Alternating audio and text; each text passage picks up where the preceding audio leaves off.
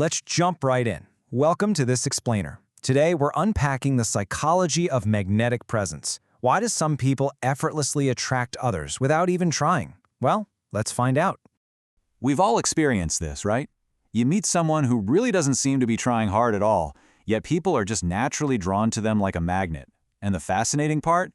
It's not always about looks or money or status. There's something way deeper going on here, something completely psychological, because attraction, at its very core, isn't just random. It follows patterns. And the people who consistently create this kind of attraction, they understand these patterns, even if they're doing it totally subconsciously. So we're going to break this down into 5 key pillars today. We'll start with the attraction illusion, move into the power of less, dive into the dynamics of connection, explore the emotional core, and wrap up with the authenticity advantage. All right, part 1, the attraction illusion. We are going to completely change how we think about magnetism and shatter the biggest myth right out of the gate. The first thing to really understand is that attraction is actually not about impressing people. It's entirely about how you make them feel. Seriously, think about the contrast here. People who create strong attraction don't overload you with a resume of their greatness.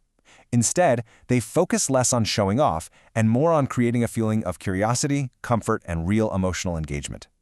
They don't fill every second talking about themselves. They leave space, and that space naturally creates mystery. See, when everything about a person is immediately obvious, our brains just get bored and lose interest quickly. But add a little uncertainty, the brain becomes intensely curious.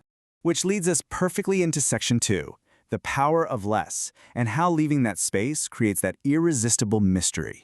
There is a massive, massive difference between loud dominance and quiet confidence. So many people think being confident means you have to be loud, or dominate the room, or quickly take control of every interaction.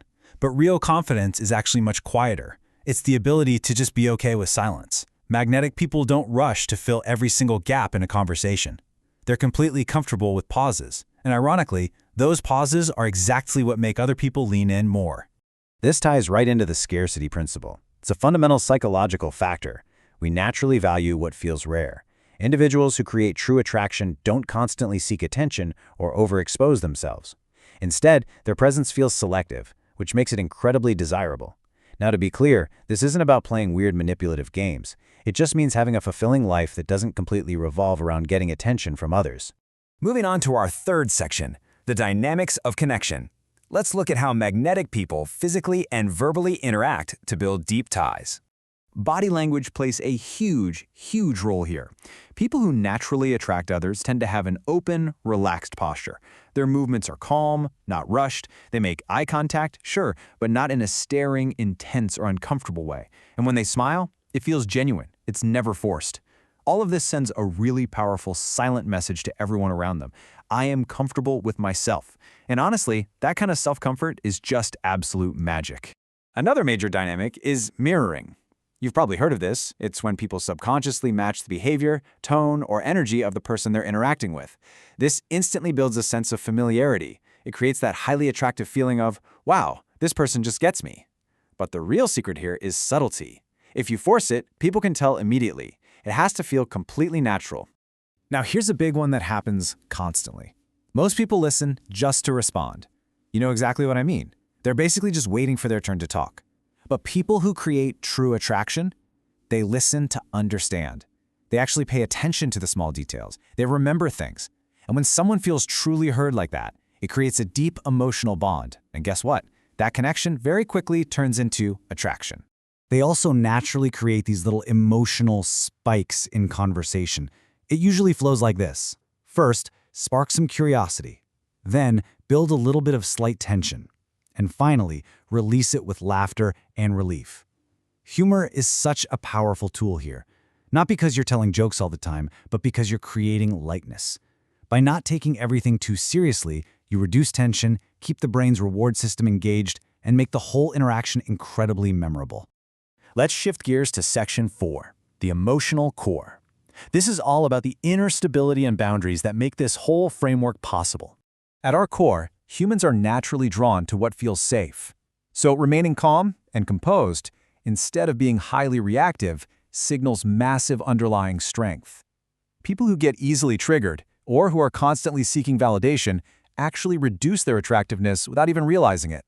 But staying emotionally stable, that creates a deep sense of security that naturally draws people right in. This brings us to a really counterintuitive truth. When someone tries too hard to please everyone, they lose their individuality. People who create attraction are actually totally okay with not being liked by everyone. When you try to please everyone, you just become predictable. But when you have your own opinions, your own boundaries, and you aren't afraid to stand by them, that creates respect. And respect is a massive, fundamental component of attraction. Emotional availability also has to be balanced. You definitely shouldn't be cold or distant, but you shouldn't be overly available either.